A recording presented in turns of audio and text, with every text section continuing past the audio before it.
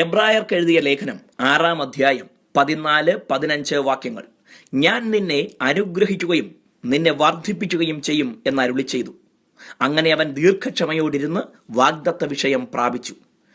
ദൈവം തൻ്റെ മക്കൾക്കായി ചെയ്യുവാനിരിക്കുന്ന കാര്യങ്ങളും നൽകാനിരിക്കുന്ന അനുഗ്രഹങ്ങളും മുൻകൂട്ടി വാഗ്ദത്തങ്ങളായി അറിയിക്കുന്ന ദൈവമാണ്.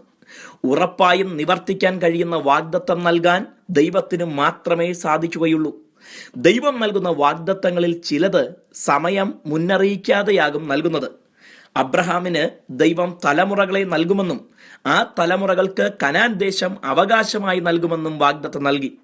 എന്നാൽ തൻ്റെ 99-ാമത്തെ വയസ്സുവരെ എപ്പോൾ തലമുറയെ നൽകുമെന്ന് പറഞ്ഞില്ല. 25ഓളം വർഷങ്ങൾ സന്തതിയെ ലഭിക്കുമെന്ന വാഗ്ദത്തം ലഭിച്ച അബ്രഹാം ദീർഘക്ഷമയോടെ അതിനായി കാത്തിരുന്നു. ദേശം അവകാശമായി നൽകുമെന്ന വാഗ്ദത്ത നിവൃത്തിയും അബ്രഹാമിന് തൻ്റെ ജീവകാലത്ത് കാണുവാൻ കഴിഞ്ഞില്ല. സാറയുടെ അടക്കത്തിനായി വാങ്ങിയ ശ്മശാന ഭൂമി ഒഴികെ കനാൻ ദേശത്ത് ഒരു കാലടി നിലം പോലും അബ്രഹാമിന് സ്വന്തമായി ഉണ്ടായിരുന്നില്ല. തൻ്റെ മരണം വരെയും താൻ കൂടാരങ്ങളിൽ പാർത്തു.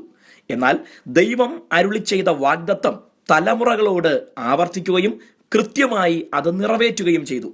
ദൈവത്തിൽ നിന്ന് വിവിധമായ വാഗ്ദത്തങ്ങൾ പ്രാപിച്ചവരെ അത് ദൈവം നിവർത്തിക്കുവോളം ദീർഘക്ഷമയോടെ വിശ്വാസം നഷ്ടപ്പെടാതെ അതിനായി കാത്തിരിക്കാം. നമ്മുടെ കർത്താവ് രണ്ടാമതും വന്ന് നമ്മെ തൻ്റെ അടുക്കൽ ചേർക്കുമെന്ന വാഗ്ദത്തവും ദീർഘക്ഷമയോടിരുന്ന് പ്രാപിക്കേണ്ടതത്രേ. കർത്താവിന്റെ വരവ് താമസിക്കുന്നുവെന്ന് നനച്ച് ഉത്സാഹത്തിൽ മടുപ്പുണ്ടാകരുത്. വിശ്വാസത്തിൽ ക്ഷീണിക്കരുത്. ദൈവം തൻ്റെ വാഗ്ദത്തം ഉറപ്പായും നിവർത്തിക്കും. God bless you.